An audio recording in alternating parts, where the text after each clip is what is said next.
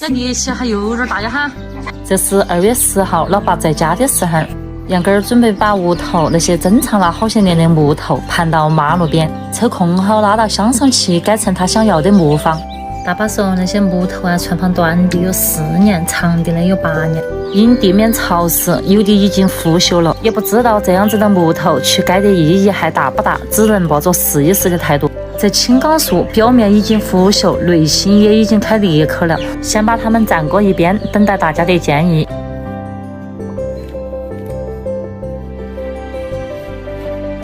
这个崽儿的力气还硬是大呀！盘了那么多的木头，他好像力气还没有用完，扛起木头还能来个100米冲刺。因为种种原因，直到2个月后的昨天下午，杨根儿才请车过来把这些个拉去乡上改。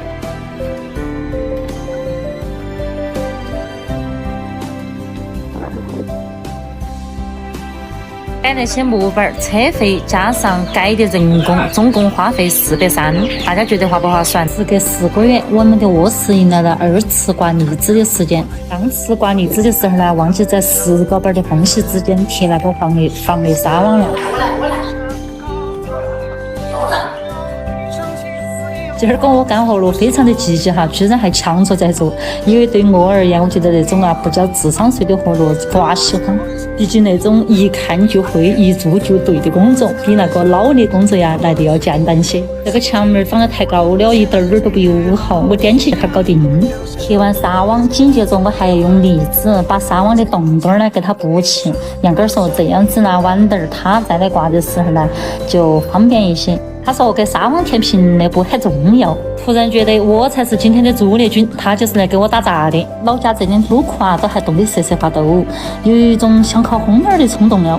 朋友们，你们那里是露着腰啊，还是裹着貂啊？我们买的50斤1桶的荔枝，买的时候呢就说的1桶荔枝啊可以挂30个平方，但是我们那间卧室的墙啊只有20个平，不晓得是我们的手没得把关挂厚了呢，还是王婆自夸了呢？手面的工作我还是有自知之明，不能急的事情吧。那个窗子年前装起，一直到现在上面的胶带呀都没有撕下来，好像说久恒了的话，那个胶纸啊也不怎么好撕。朋友们有没有觉得屋头的繁琐事真的特别的多？朋友们，2次手外面是不是打磨后就可以直接上油漆了呢？油漆用哪种好些呢？今天杨根儿的工作继续装修2楼的卧室，把卧室机门口的墙壁给包起来。卧室里面呢，之前用的是石膏板，发现工序呢比较复杂，又是挂荔枝啊，又是刷油漆的。现在变聪明了些啊，直接用桑拿板来，这样子做事啊又简单又方便。这个家伙做事嘛，摸皮的很，感觉还没开始做，他自热啥物也来了。不多就没得肉吃哟。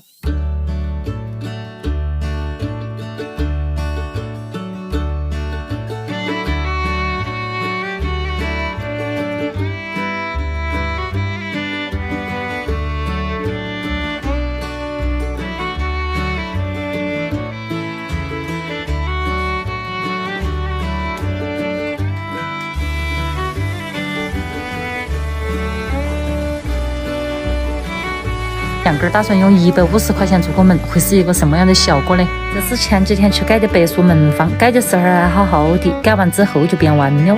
听说这样绑起来可以把它叫端正，试一门嘛。白树门房既然暂时用不了，杨根儿就只好将就，用了家里现有的小号松木方。这个玩意儿年前的时候都已经入手了，为何让他在家躺平了几个月不用呢？一直让我百思不得其解。第二个总算看到杨根儿把它拉出来溜溜了，原来它可以这么不费吹灰之力的开顺眼儿，看到没有？而且那个机器操作的还快准很。这是杨根儿设计了一个简易版的拉槽定位器，这样子就不会存在开出来的顺槽啊歪七扭八的。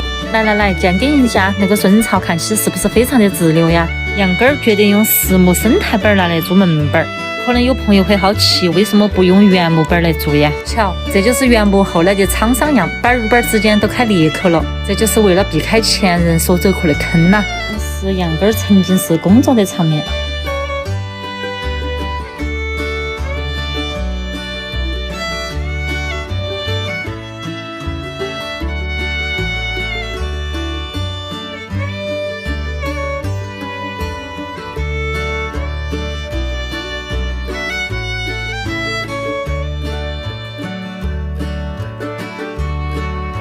开还使得一切工作进行得非常的顺畅。没想到最后装门的时候，居然还返了一次工。他以为把锁芯装反了方向，结果他就把门拆了，掉了一个方位。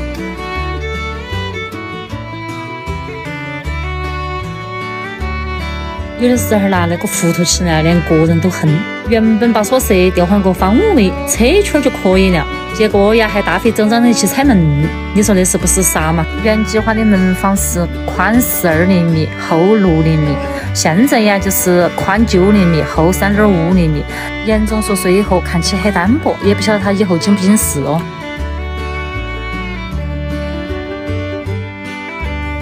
哎呀，手还有个门子好。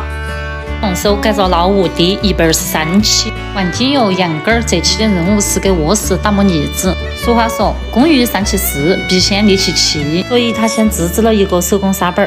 谁成想做了没得好久，他就开始吆喝着很费力，需要换一个电动工具。屋头没得打磨机，就用了抛光机代替。因用的是免漆腻子，刷上已经5天了，算干透了，所以打磨起来很费劲儿。我要转工具的控制，靠力气吃饭的，啷个都没得通电钉来得快。这是墙面打磨之前的样子，看着凹凸不平的地方很明显。一顿打磨操作后，现在的墙面平顺多了。用了大半天的时间把墙面打磨完，又用角磨机来美化一下吊楼。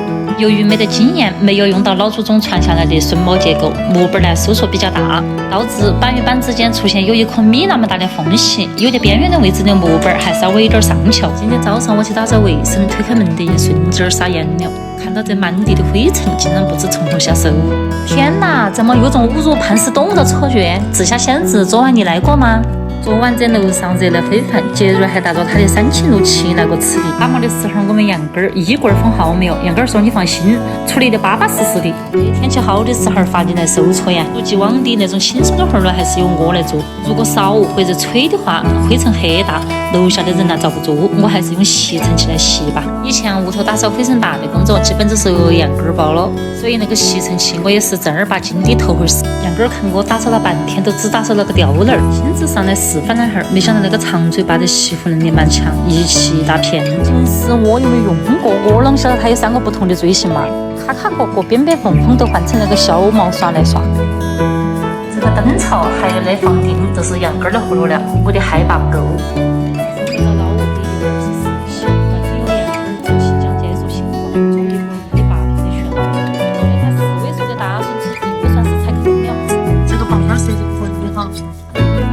短了一点点，这里长点就好了。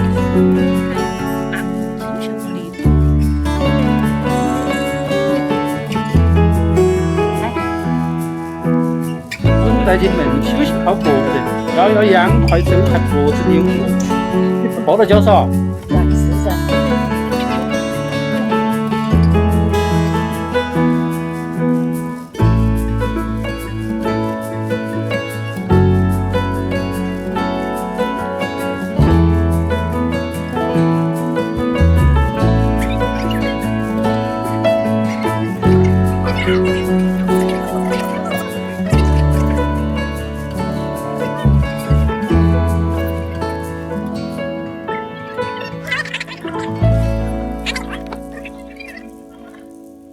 床前这啥子？灯儿噻，全部床边灯儿，105度吧。哥哥那个电还没装好啊？我快点喽，天要黑了哟。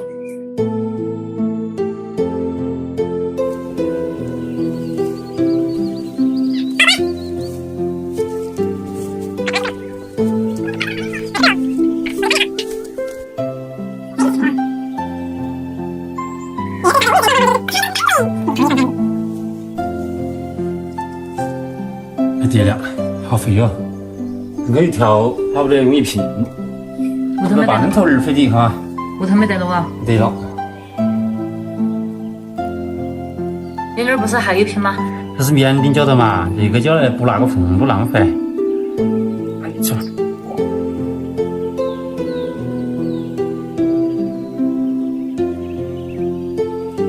耶，你这个不够长嘛？我3条啊，2条的话结构刚好正常，睡觉话都能做。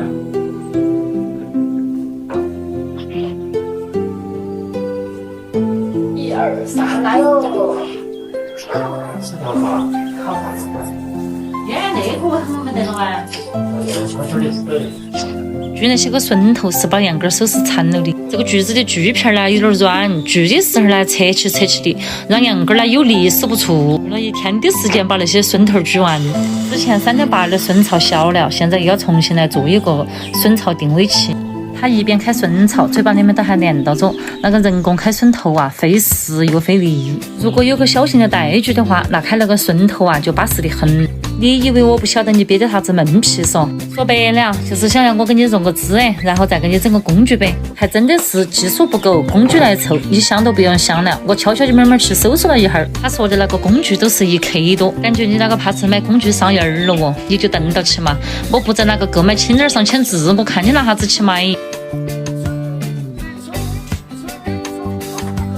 买组装的时候才发现，开那个笋头算什么难事了，跟那个组装比起来，简直就是小巫见大巫。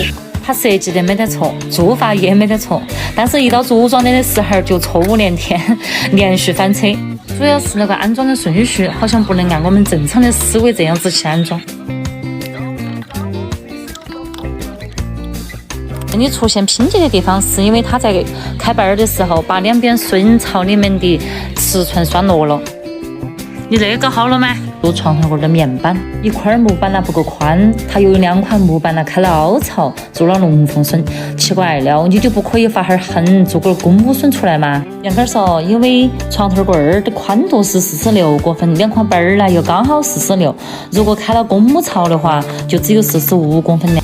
他说那样子小了1公分就做出不好看了。哎呦我的乖乖呀，1公分那还叫做事儿吗？你肉眼还能够看得出来。和板儿的时候先刷的是结构胶，发现它硬了，另一边呢就用了入背胶。紧了啊，晒1天就可以了，今天。哦呵，钉子木匠又上线了，看来你是铁了心的要把钉子木匠那个头衔发扬光大。这个抽屉你不是计划的做阳痿笋吗？哦，我晓得了。如果是你继续做阳痿笋的话，我觉得你那个抽屉起码还要2天。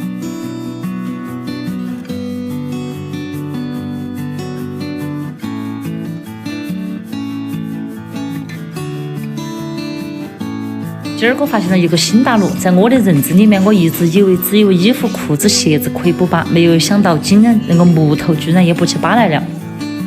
这是拉笋槽的时候，它推翻了方向，所以那条疤呀，它需要补疤12厘米。浇水遇到打磨机，这味道比切洋葱还酸爽，不仅拿眼睛冲鼻子，而且还敲喉咙。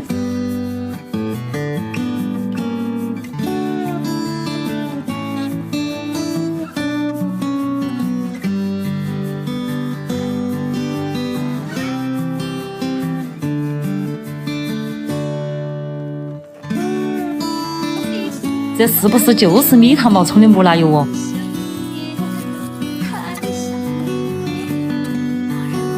原来刷了木辣油过后，那个色看起就是不一样了哈，上面黄杠杠的，脚下白卡卡的。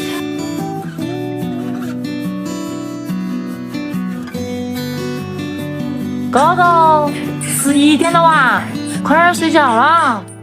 好。这几天杨根一直都想要有个平泡机、压料机，奈何那个资金审批不通过呀，气到了。个人年艺感稳定，用屋头现有的材料，他准备自己做一个。我给你介绍一下啊。来，介绍一下啊。这边是接电挂线的空压机的地方。这里是插电，为了方便抱推拿方便。还有这里面就是一些常用的一些工具。放在里面，记不得了？那是晓得这个台儿做啥子的？不晓得。这也是拿来个人架东西的，比如放那些架在那儿的我好锯就在这里靠山。哎呀，就是昨天晚上连夜赶晚搞的那玩。你那又骗了做啥子？这个送料的手把。有的，应该看到。推个车。哦，安全些哈。不错不错不错，这又背到我整那么多工具回来了，奇怪了，哪里拉的赞助的？难道是过年吞的娃儿的压岁钱吗？好多朋友都说这一天买工具都上瘾儿，这何止是上瘾儿了？别个呀是空下来呀抱着手机看美女，他倒好，手机一上手啊就是看工具。这个败家爷们儿啦，看来要遭多收。这个卧室的原木刷木了哟，这个活路简单，我决定陪杨根一起整。我要从里到外个。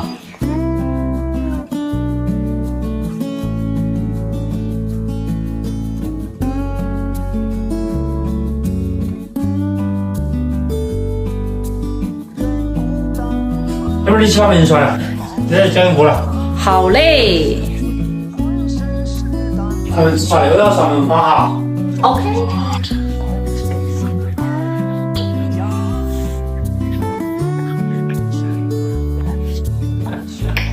刷到目录背哟。回来也不行多。你们东刷还是好嘛？最终结果我跟你整完就形成过程。动作要快，姿势要帅。从小就叫聊八大姐，晓得不？晓得啥子叫聊八大姐吗？就是非常麻溜的小姐姐。好。脚可是脏了。啊，他妈个屁厉害呀！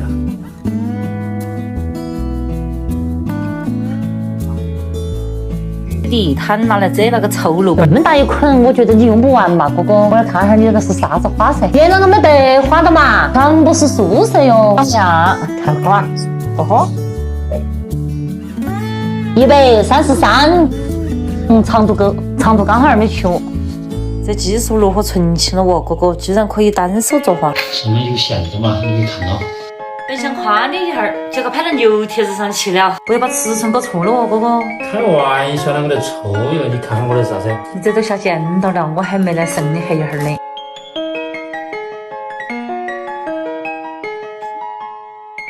我错了，真的。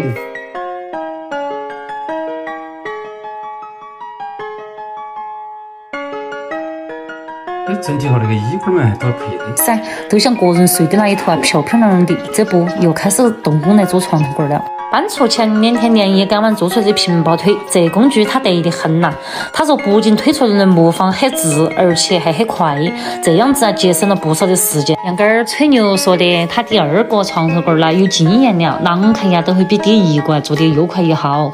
结果到中午的时候，个人在那儿边做边说，哎，这速度要是被人亲戚做啊，主人直接都要赶人。哪里有个缝缝儿说的，一丢丢瑕疵啊不碍事，不用那么去在意，不必去追究那么的完美。他说你哪里懂得了一个手艺人的心哦，既然在做嘛，那就肯定要把它做好噻，瞒得了别人那也骗不过个人咯。真的就是做的床头柜的面板一样的，还是做穿戴做龙凤笋。今天的视频呢，我吹起了一把极简风格，很多做的过程都没把它剪辑进来，因为简单点儿，看起是不是才更明了嘞？